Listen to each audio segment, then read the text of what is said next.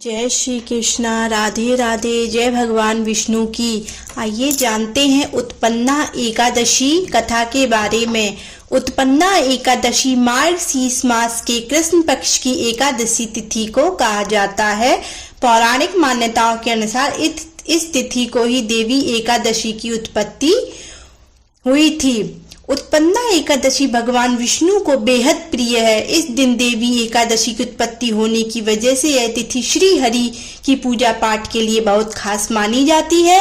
विधि विधान से इनकी पूजा करने और व्रत कथा का पाठ करने से आपके सभी कार्य सिद्ध होते हैं और आपको विष्णु भगवान का आशीर्वाद प्राप्त होता है। आइए जानते हैं उत्पन्ना एकादशी की संपूर्ण व्रत कथा। युधिष्ठिर ने पूछा, भगवान पुण्यमयी एकादशी तिथि कैसे उत्पन्न हुई, इस संसार में क्यों पवित्र मानी गई है तथा देवताओं को कैसे प्रिय हुई। श्री भगवान बोले, कुंती नंदन, प्राचीन समय की बात है। सत्य युग में मुर नामक दानव रहता था। वह बड़ा ही अद्भुत, अत्यंत रौद्र तथा संपूर्ण देवताओं के लिए भयंकर था। उस काल रूपधारी दुरात्मा महासुर ने इंद्रलोक में भी जीत लिया था। संपूर्ण देवता उससे परास्त होकर स्वर्ग से निकाले जा चुके थे और शंकित तथा भयभीत होकर पृथ्वी पर विचार करते थे। एक दिन सब देवता महादेवी जी के पास गए। वहां इंद्र ने भगवान शिव के आगे सारा हाल कह सुनाया। इंद्र बोले, महेश्वर, ये देवता स्वर्ग लोक से भ्रष्ट होकर पृथ्वी पर विचर रहे हैं। मनुष्यों में रहकर इनकी शोभा नहीं होती। देव, कोई उपाय बतलाइए। देवता किसका सहारा लें? महादेवी जी ने कहा, देवराज, जहाँ सबको शरण देने वाले, सबकी रक्षा में तत्पर रहने वाले, जगत की शरण देने वाले, सबकी रक्षाएं तत्पर रहने वाले जगत के स्वामी भगवान गरुण ध्वज विराजमान है, वहां जाओ, वे तुम लोगों की रक्षा करेंगे। भगवान श्री कृष्ण कहते हैं, युधिष्ठिर महादेवी जी की बात सुनकर परम बुद्धिमान देवराज इंद्र संपूर्ण देवताओं के साथ वहां गए। भगवान गदाधर क्षीर सागर के जल में सो रहे थे। उनका दर्शन करके इंद्र ने हाथ जोड़कर स्तुति आरंभ की। इंद्र बोले, देवेदेश्वर, आपको नमस्कार है। देवता और दानव दोनों ही आपकी वंदना करते हैं। पुंडरीकाक्ष, आप दैत्यों के शत्रु हैं। मधुसूदन, हम लोगों की रक्षा कीजिए। जगन्नाथ, संपूर्ण देवता मुर नामक दानव से भयभीत होकर आपकी शरण में आए हैं। भक्त वत्सल, हमें बचाइए। देव देवेश्वर, हमें बचाइए। जनार्दन, हमारी रक्षा कीजिए, रक्षा कीजिए। दानवों का विनाश करने वाले कमल नयन, हमारी रक्षा कीजिए। प्रभु, हम सब लोग आपके समीप आए हैं, आपकी ही शरण में आ पड़े हैं। भगवान, शरण में आए हुए देवताओं की सहायता कीजिए। देव, आप ही पति, आप नेही मति, आप ही कर्ता और आप ही कारण हैं। आप ही सब लोगों की माता और आप ही पति, आप नेही मति, आप ही कर्ता और माता, आप ही इस जगत के पिता हैं। भगवान देवेश्वर, शरणागत वत्सल देवता भयभीत होकर आपकी शरण में आए हैं। प्रभु, अत्यंत उग्र स्वभाव वाले महाबली मुर नामक दैत्य ने संपूर्ण तुर देवताओं को जीतकर इन्हें स्वर्ग से निकाल दिया है। इंद्र की बात सुनकर भगवान विष्णु बोले, देवराज, वह दानव कैसा है, उसका रूप और बल कैसा है तथा उस दुष्ट के रहने का स्थान कहाँ है? इंद्र बोले, देवेश्वर, पूर्व काल में ब्रह्मा जी के वंश में ताल जड्ग नामक एक महान असुर उत्पन्न हुआ था, जो अत्यंत भयंकर था। उसका पुत्र मुर दानव के नाम से विख्यात हुआ। वह भी अत्यंत उत्कट, महापराक्रमी और देवताओं के लिए भयंकर है। चंद्रावती नाम से प्रसिद्ध एक नगरी है, उसी में स्थान बनाकर वह निवास करता है।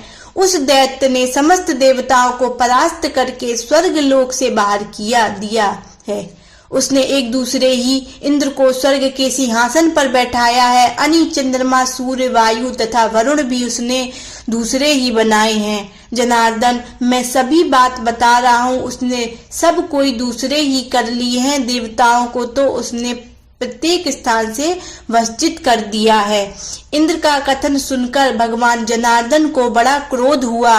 वे देवताओं को साथ लेकर चंद्रावतीपुरी में गए देवतानी देखा दैत्यराज बारंबार गर्जना कर रहा है। उससे परास्त होकर संपूर्ण देवता दसों दिशाओं में भाग गए। अब वह दानव भगवान विष्णु को देखकर बोला, खड़ा रहे। उसकी ललकार सुनकर भगवान के नेत्र क्रोध से लाल हो गए।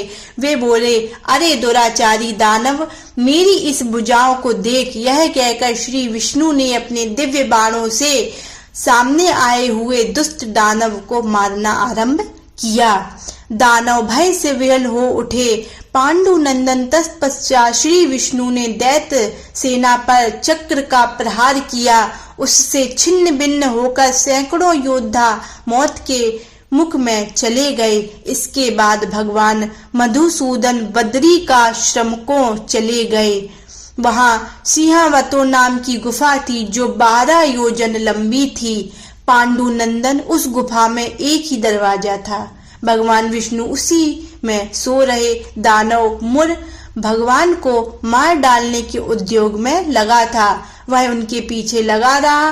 वहां पहुंचकर उसने भी उसी गुफा में प्रवेश किया। वहां भगवान को सोते देख उसे बड़ा हर्ष हुआ। उसने सोचा, यह दानव वांका भय देने वाला देवता है, अतः निसंदेह मैं इसे मार डालूंगा।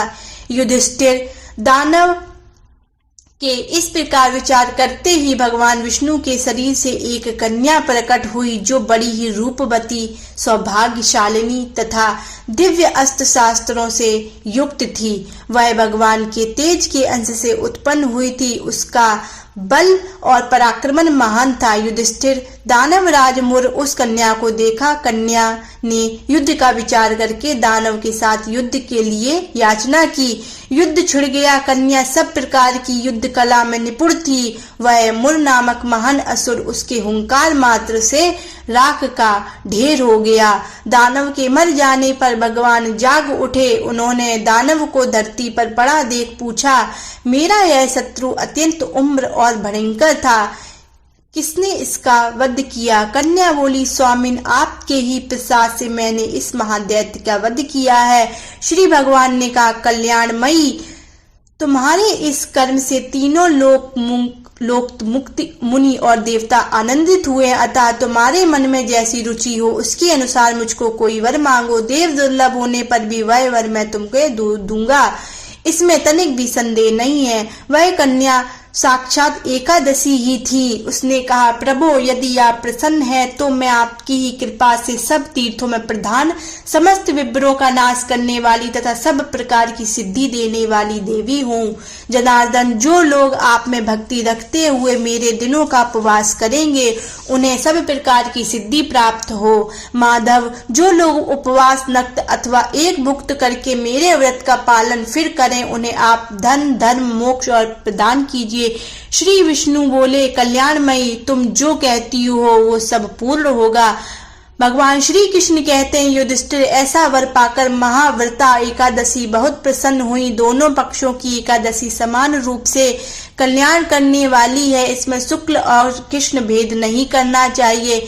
यदि उदय काल में थोड़ी सी एकादशी, मध्य में पूरी द्वादशी और अंत में किंचित त्रयोदशी हो तो वह त्रिस्पर्धा एकादशी कहलाती है। वह भगवान को बहुत ही प्रिय है। यदि एक त्रिस्पर्धा एकादशी को उपवास कर लिया जाए तो 1 सहस्त्र एकादशी व्रतों का फल प्राप्त होता है। इसी प्रकार द्वादशी में पारण करने पर सहस्त्र गुना फल माना गया है। अष्टमी, एकादशी, षष्ठी, तृतीया और चतुर्दशी से ये यदि पूर्व तिथि से विद्ध हो तो उनमें व्रत नहीं करना चाहिए। परिवर्तनी तिथि से युक्त होने पर ही इनमें उपवास का विधान है। पहले दिन में और रात में भी एकादशी हो तथा दूसरे दिन केवल प्रातःकाल एक दंड एकादशी रहे तो पहली तिथि का परित्याग करके दूसरी दिन की द्वादशी युक्त एकादशी ही उपवास करना चाहिए। यह विधि मैंने दोनों पक्षों की एकादशी के लिए बताई है। जो मनुष्य एकादशी को उपवास करता है वह वैकुंठ धाम में, जहाँ साक्षात भगवान गरुड़ध्वज विराजमान है, जो मानव हर समय एकादशी के महात्म का पाठ करता है उसे सहस्त्र गोदानों के पुण्य का फल प्राप्त होता है। जो दिन या रात में भक्ति पूर्वक इस महत्व का श्रवण करते हैं वे निसंदेह ब्रह्मत्व आदि पापों से मुक्त हो जाते हैं। एकादशी के समान पाप नाशक व्रत दूसरा कोई नहीं है। जय श्री कृष्णा, राधे राधे, जय भगवान विष्णु जी की।